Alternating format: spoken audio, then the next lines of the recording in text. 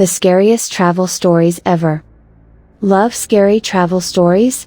From haunted hotels to unexplainable sounds and creepy sightings, the following true travel stories all have one thing in common. They'll make your hair stand on end, and will have you packing a nightlight the next time you're off on a trip. On that note, go grab a snack and a beverage and settle in to watch and learn about some truly creepy travel stories that have been posted by users on Reddit. Welcome back to another episode of Epiz Scary, bringing you the best spooky content on the internet. If you love unsolved mysteries, freaky videos, ghosts, and the paranormal as much as we do, then this is the place for you. Subscribe to the channel now, so you never miss any of our fantastically freaky uploads as soon as they're available. Let's get into today's episode. Tales from a Haunted Cabin. When it comes to creepy road trip stories and travel horror stories, this is by far the most terrifying. When I was growing up, my family owned a cabin in Hancock, New York, in the Catskills. It was mainly used for hunting, but we'd also drive up there to hike, ride quads, make campfire s'mores, and just be in nature. This cabin was small. It was actually a trailer that was affixed into the ground and then added onto slightly. Because of this, my cousin and I would share a big bed in the main part of the trailer, and my dad would sleep on the couch, but we were all virtually in the same room.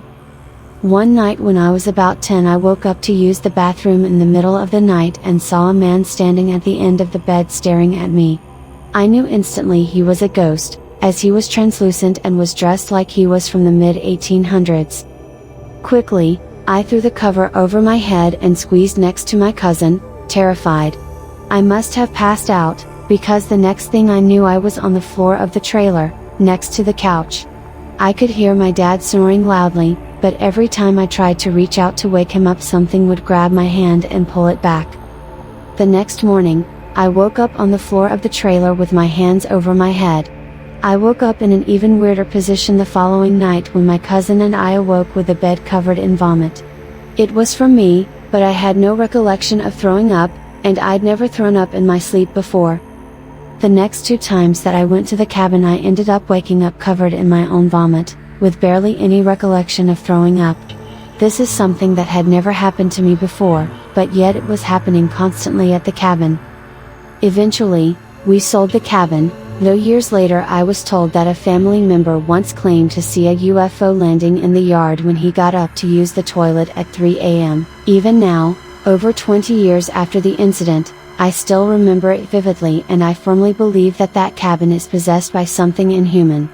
Many people imagine injuries and lost passports when thinking about travel horror stories, but for me, it's definitely this. The Edinburgh Vaults. The air that hung around me was cool but by no means fresh. It clung to me in the dark, thick with stories, none of which ended happily, I was told. A friend and I were taking a ghost tour of Edinburgh's underground vaults below South Bridge. These ancient rooms had been used by tradesmen for storage, but all manner of creepy stories surround them. Some say serial killers used them to hide bodies, others say plague victims were left here to meet their bitter end.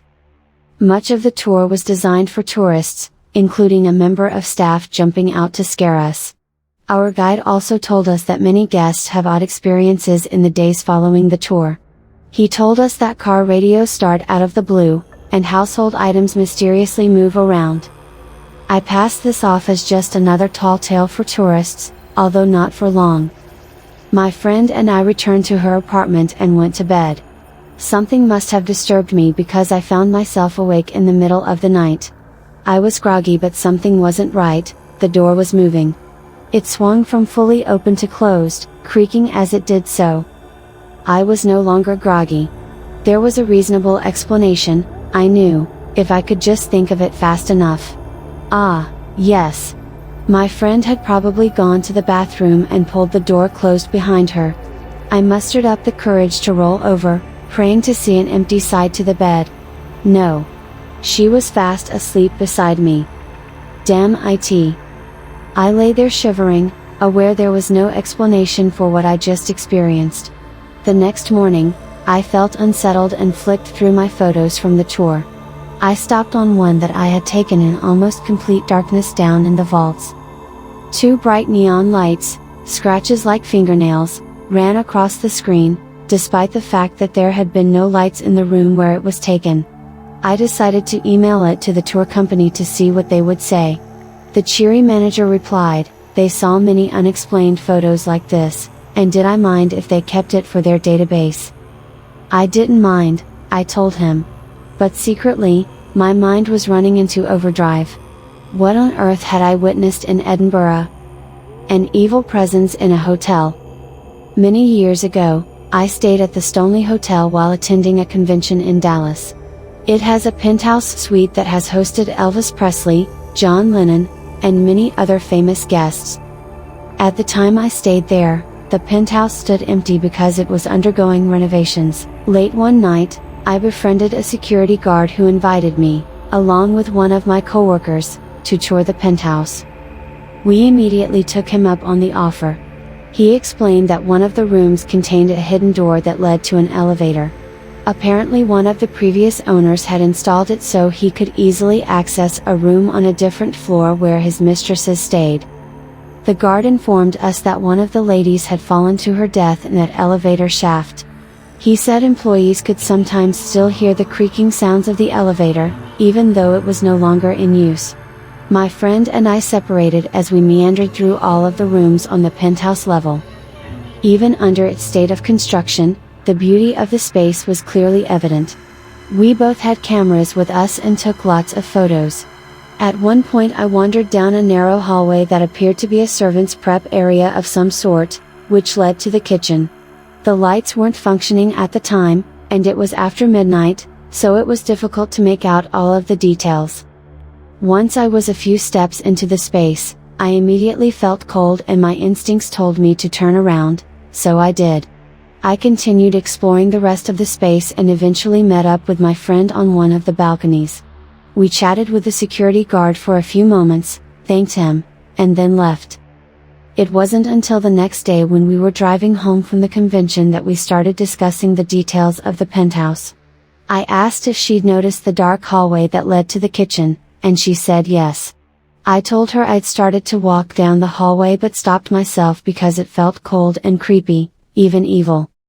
She was nodding her head in agreement and started excitedly telling me how she'd started walking into the same space and had been overcome with a feeling of pure evil. She described it as a very tangible, physical sensation, and said she immediately turned around and left the space. We were both fascinated that we'd felt almost the exact same feelings, in the exact same area, yet neither of us mentioned it to the other until almost a full day later. It's still one of the craziest experiences I've had in a hotel. Interestingly, I found out that the hotel is known to be haunted when I did some digging on Google. Apparently, I'm not the only one who has had a creepy experience here. Persuaded by malevolent spirits in Chiapas, Mexico. After spending an afternoon exploring a cemetery in San Cristobal de las Casas, Mexico, I woke up in the middle of the night in the throes of a terrible nightmare. In my dream, I was strapped to the spokes of a burning wheel as it rolled down a field of dry corn stalks. Just as my hair burst into flames, I sat up and saw my clock flashing 666. After washing my face in the washroom, I looked in the mirror and saw black wings fluttering behind my head almost like bats. I felt a presence in the room, yet when I turned around nothing was there. I stayed awake all night unable to sleep. At daylight, I left the hotel to get a coffee. If this wasn't one of the craziest travel stories you ever heard yet, as soon as I stepped onto the street a blackbird fell dead from the sky at my feet. Then a man was hit by a car directly in front of me. And then the young stray dog I've been feeding for close to a month was lying dead by the side of the church. I felt as though I was a veritable walking plague of bad luck. Not knowing what to do, I continued with my plan to visit the Museo de la Medicina Maya. It's dedicated to the preservation of natural medicine, therapeutic treatments, and traditional practices of the Tzotzil and Tzotl peoples of Chiapas. In addition to the herbal garden and displays, there was a community space where it was possible to have a consultation with a local shaman. With the assistance of a translator, I was told I had committed a transgression and was being pursued by malevolent spirits or energies attempting to attach themselves to me. He wrote out a prescription for the materials for spiritual cleansing, and I got it filled by a woman tending one of the stalls in the market. I returned to the Mayan center with a variety of products including eggs, basil, and fragrant herbs in a basket. After a rigorous process that involved chanting, copal, smoke, and herbs, he declared I was cleansed of the spirits. He suggested that in the future I protect myself spiritually before wandering around in areas where lost spirits or negative energies may be residing or searching, such as cemeteries. I left the clinic very grateful to be free of the negative energies, and to have learned a lesson. I now try to remember not to frequent potentially dark places unless I protect myself according to the shaman's instructions. That brings us to the end of this video all about the scariest travel stories ever. Which of these travel stories made your hair stand on end? Get involved, and let us know in the comments section down below. If you enjoyed this video, remember to leave a thumbs up. Plus, if you want to see more awesome scary content just like this, subscribe to the channel and hit the bell icon to get notified as soon as we upload a new video. As always, thanks for stopping by. See you again soon, in the next one.